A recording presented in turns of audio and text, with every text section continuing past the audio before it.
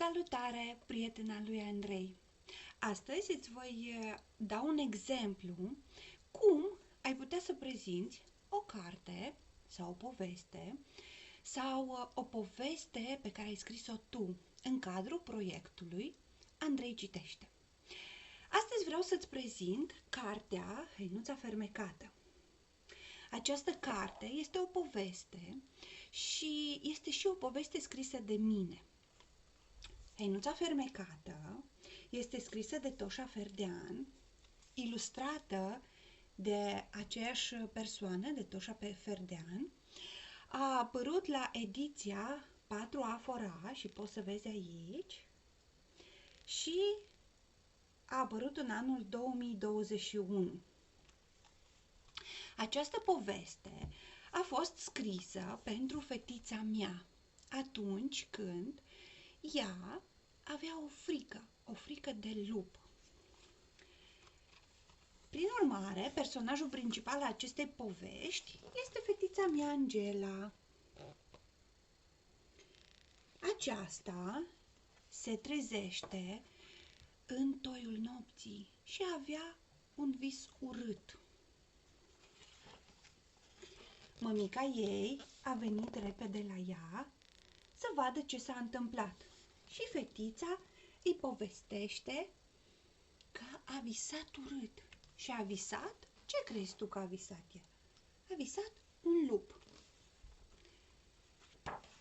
Atunci mămica ei o ia în brațe și o liniștește și îi spune că îi va povesti o poveste.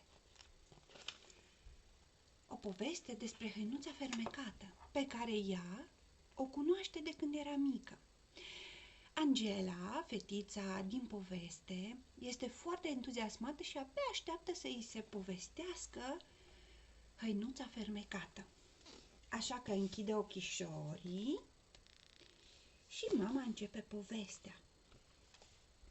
Povestea este despre o zână care vine în formă de stea la început, atunci când fetița era mică și care vine tot timpul la toți copiii când se nasc. Zâna este o zână fermecată care aduce în dar ceva. Uite aici. Și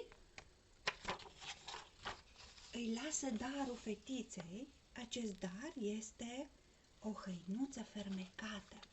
O hăinuță fermecată care se transformă într-o hăinuță fermecată invizibilă atunci când pleacă zâna. Și aceasta este prezentă în viața copilului și apoi a adultului pe tot parcursul vieții. Ce s-a întâmplat cu această hăinuță fermecată și cu Angela? Poți să citești din carte. Nu-ți voi spune finalul cărții, ca să poți și tu să te bucuri de această poveste. Principalul personaj al acestei povești este Angela.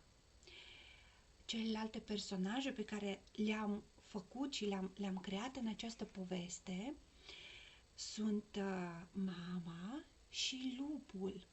Amândouă personaje au un rol foarte important.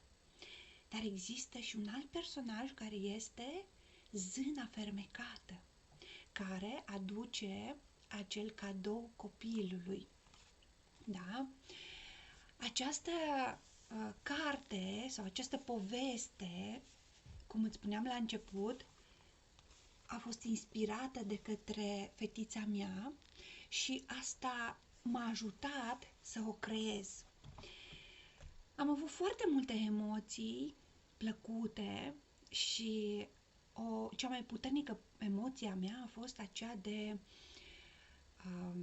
fericire și de curiozitate cum va reacționa fetița mea atunci când va auzi această poveste. Sunt foarte curioasă să-mi comentezi cum te-ai simțit tu atunci când ai auzit povestită această poveste și dacă ai reușit să o citești.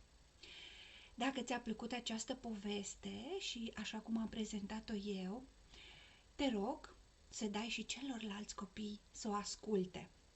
Iar pe tine te îndemn să vii în programul Andrei Citește alături de toți copiii care vor să-i citească lui Andrei.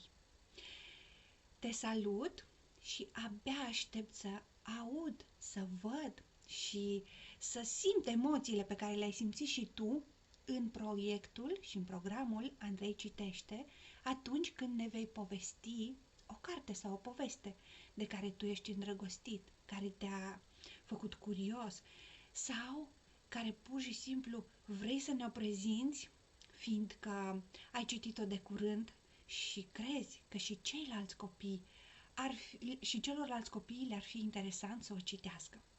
Te-am pupat și un an nou fericit!